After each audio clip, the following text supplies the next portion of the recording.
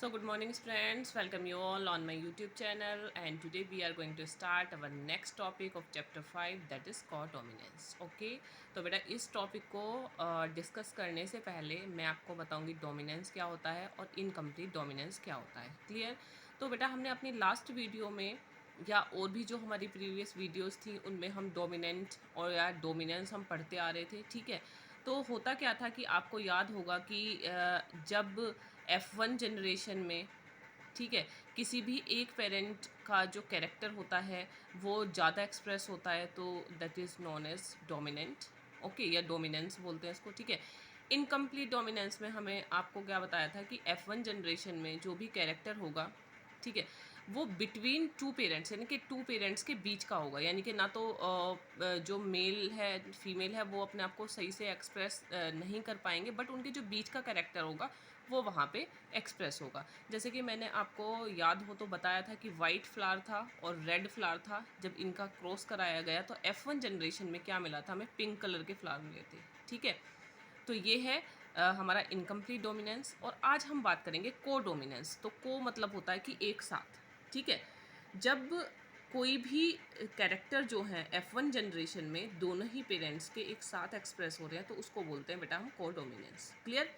अब को डोमिनेंस का जो एग्जाम्पल है आपकी एनसीईआरटी में ब्लड ग्रुप का दिया हुआ है। ठीक है, तो आप जानते ही हैं कि ब्लड ग्रुप जो होते हैं वो 4 टाइप के होते हैं, ए बी ओ।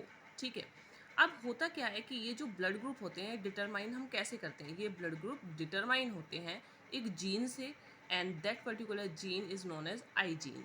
ओके, तो अब बात आती है कि भाई आई जीन जो है वो कैसे वर्क कर रहा है, कैसे डिटरमाइन कर रहा है। ठीक है, तो होता क्या है बेटा कि जो आई जीन है वो जो आरबीसी होती है, आरबीसी के ऊपर जो प्लाज्मा मेम्ब्रेन होती है उस पर जो शुगर होता है, ठीक है, शुगर पॉलीमर जो होते हैं उनको सिंथेसाइज करती है। ठीक है, अब आईजीन जो होती है उसके 3 एलील होते हैं। ठीक है, आई ए, आई बी, आई ओ या आई आई। ठीक है, तो होता क्या है कि जो ए बी जो टाइप के शुगर होते हैं वो डोमिनेंट होते हैं, बट जो आई या ओ होता है वो रेसेसिव फॉर्म में होता है, वो अपने आप को एक्सप्रेस नहीं कर पाता। ठीक है, तो अब थोड़ा थ्योरी देखते हैं हम। ठीक है, तो let's start with the dominance. तो डोमिनेंस में मैंने बताया F1 resemble either of two parents. ठीक है, F1 में किसी एक ही पेरेंट्स का कैरेक्टरिस्टिक्स जो है वो शो होता है। ठीक है, डोमिनेंट फॉर्म में शो हो रहा है। ठीक है, इनकम्प्लीट डोमिनेंस में क्या होगा कि जो दोनों ही पेरेंट्स होंगे उनके जो बीच का कैरेक्टर होगा वो शो होगा।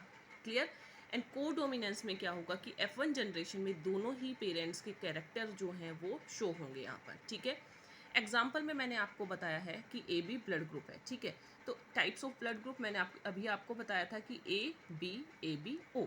ठीक, अब ये सारे ब्लड ग्रुप को डिटरमाइन करती है कौन, आई जीन।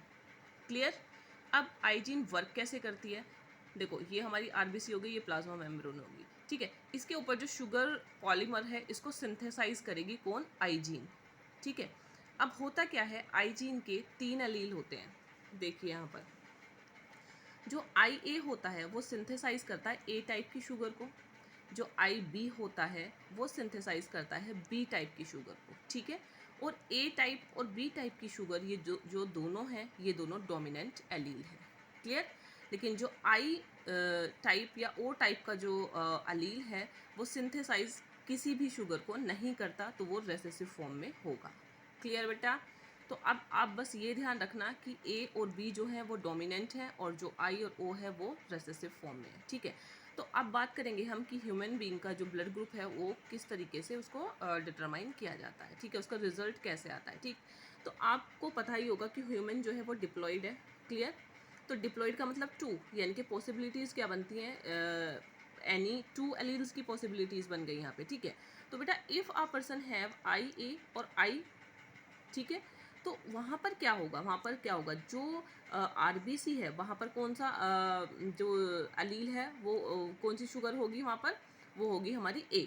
तो ब्लड ग्रुप क्या हो जाएगा, ए हो जाएगा। ठीक है, अगर किसी पर्सन में आई बी और आई हमारा जो जीनोटाइप है वो है, तो आरबीसी के सरफेस पे कौन सी शुगर सिंथेसाइज होगी, बी होगी, तो ब्लड ग्रुप भी क्या होगा, बी होगा। ठीक, अगर किसी पर्सन का जो जीनोटाइप है वो आई ए और आई बी है तो दोनों ही तरह की शुगर क्या होंगी वहाँ पर सिंथेसाइज होंगी और ब्लड ग्रुप क्या होगा, ए बी होगा। ठीक है, तो बेटा दिस पर्टिकुलर जो ये टर्म है इसको ही हम क्या बोलते हैं, को डोमिनेंस बोलते हैं, ठीक है, क्योंकि यहाँ पर दोनों ही एलील्स अपने आप को एक्सप्रेस कर रहे हैं।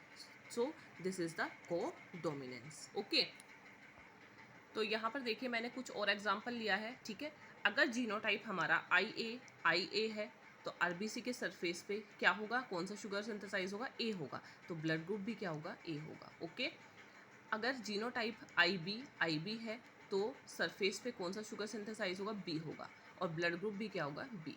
ओके, अगर आई और आई है तो कोई भी आपको पता है कि कोई भी शुगर सिंथेसाइज नहीं होगी, और ये किस फॉर्म में होता है, रेसेसिव फॉर्म में होता है, तो ब्लड ग्रुप जो होगा वो हमारा ओ होगा। ओके, अगर एक साथ आई ए और आई बी हो रहे हैं तो बेटा आपको पता होगा कि दोनों ही टाइप की जो शुगर है वो वहाँ पर सिंथेसाइज होगी, ठीक है, तो इसी को वो ब्लड ग्रुप हमारा क्या होगा, ए बी होगा। Okay, so I hope you like this video.